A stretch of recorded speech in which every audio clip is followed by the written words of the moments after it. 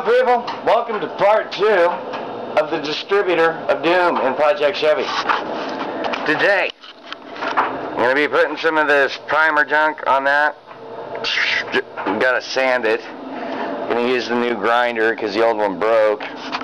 And paddle bit to sand it. Know what I mean?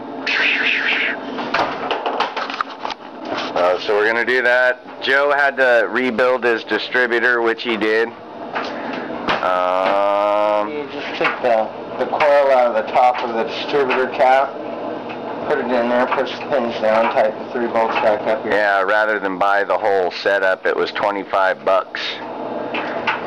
And through some tribulation, he had to kind of go through jigs because the $8 employee dude at the parts shop couldn't find it on his computer. That's kind of the problem with these projects. You look up this year a truck, it came with the 292 or the 283 inline 6. There was a V8 option in them, but it wasn't the 327 with the ATI coil. So, whatever. You know what I'm talking about, man. I'm tired.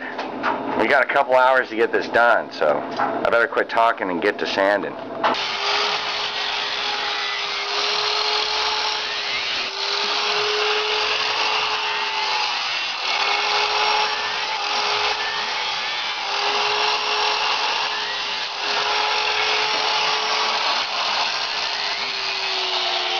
Okay, so the patch has been primered and painted. Yeah, it's not our most beautiful body work at Bethel Brothers Hot Rod, but we're on a time limit here. We don't want to ride our bikes in the rain now. I know yesterday when Joe was welding, some of you guys may have seen that there was like sparks and stuff flying through there. That was the reason that I put the fiberglass on there, so I can show you from the inside with this super bright shop light shining that there's no light coming through. So let's check out in the cab. Going into said cab, there's the welded area, no light shining through. Dig it? And if there's no light coming through, that means that there's no like bad vapors coming in, so that's a good thing. I'll probably shoot some primer on that too so we can cover it back up. Okay, so while we're waiting for said paint to dry, while taking off the carburetor, this is what's left of the gasket, dudettes, people. There's another piece somewhere. There's another piece somewhere. So what Joe got was a spacer unit, and we're going to hike this up. He's got some new gaskets. Oh, there's some more pieces. This was due to extreme heatage. Super brittle too. Yeah, it got a little hot. So we're gonna raise it up in this aluminum riser. Will help dissipate the heat, thus making the parts last longer. So not only are we repairing, but Joe's upgrading too. Well, that, and think about it. I got propane flowing through the carburetor. If it's hot enough to cook that gasket, it's pretty damn close to getting hot enough to flash the propane in the carburetor before it actually reaches the motor. So explosion. I'd rather give it a little bit of space. Yeah, give it a little space. Just me. We'll see if that works out, or if the air cleaner on the top hits the hood. Yeah. Better not. Put some spacers on the hood. I'll cut the hood. Ride it high. Cut the hood. Cut the hood. Let's chop it. Who cares, right, people? That's what you want to see anyway. Cut it up! Alright, so we're going to do some more of that.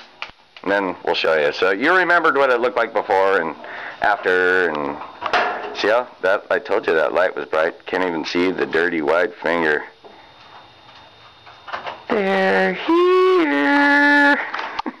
Joe has reinstalled ATI distributor, and it would appear that our distributor nut makes it quite easier to turn now. Before it only went right there, now I can get another couple more degrees off it. Yeah, nice, huh? Before you can kind of see how close it was to the firewall, so this completely eliminated that problem. Now it's got full range of motion, retard, and advance. I'm going. No, we're going now, guys. We're going to get it started. That is if we hook all the right plug wires up, but since Joe went through and labeled them, it should be a cakewalk. Then we're going to put the riser on. I'll show you some of that stuff. Blah, blah, blah. Here we go, Cougars. So the riser thing that Joe got is for Holly, Edelbrock, and Carter's, or AFBs. And he's got a Rochester. See the top? Yep, intake, yep. These little sections on the sides. This stuff won't fit it. Here's one of the spacers, in case that was the spacer. Anyway you put it on. See the gappage over here? Oh, we could turn it that way and try it that way. Oh, negatory still got some gappage. So, this whole thing's useless. And the gaskets he keeps asking for, the kids behind the counter keep giving him the wrong stuff. Nothing fits. See? So he had to take the carburetor up. He just went and bought another gasket. It was wrong. So he has to go get another one. So he finally took the carburetor up with him. I changed all the plugs on that side. I still got this side to do. It's a pain in the ass to get to them. But they were all dirty and fouled. See? Nasty. Got some nasty. They're all like that too. So, this will help. Definitely.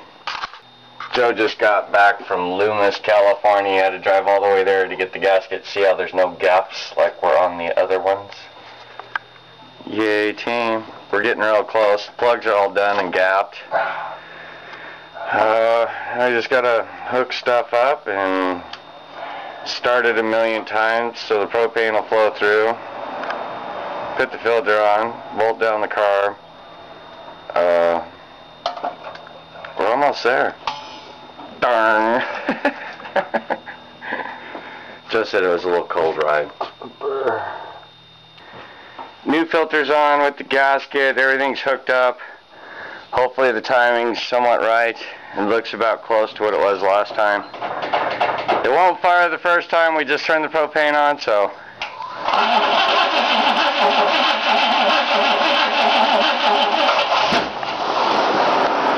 Wow, it's a big backfire.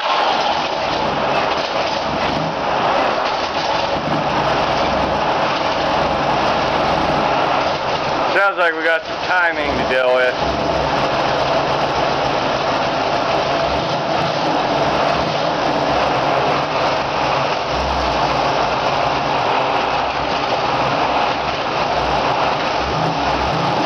Alright people, so we fired it up. It was a little off in the timing, so to advance it facing this way towards the truck, you turn it towards the driver's side.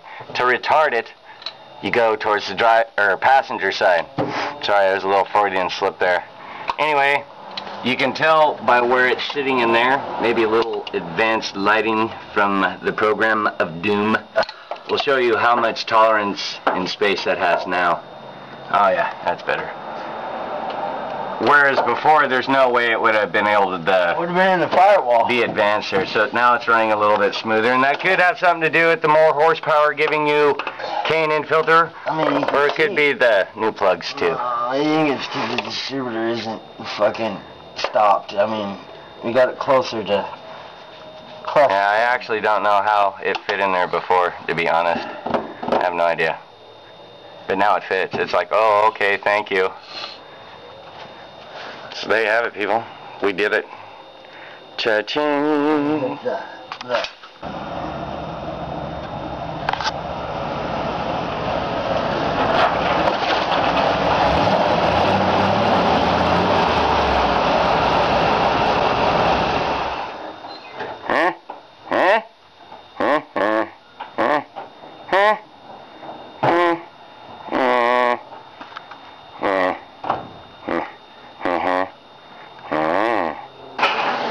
So there you have it, people.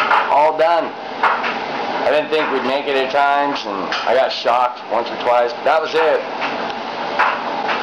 Mowed the lawn, doing laundry, got to cook some dinner, take a shower, walk the dogs. Then we could finally sit down and relax on this great weekend. Alright, people, that's it. If you learned something cool, if you didn't, make fun of us, whatever. Thanks for tuning in and watching Bethel Brothers Hot Rod. Peace out, babies. Later, George.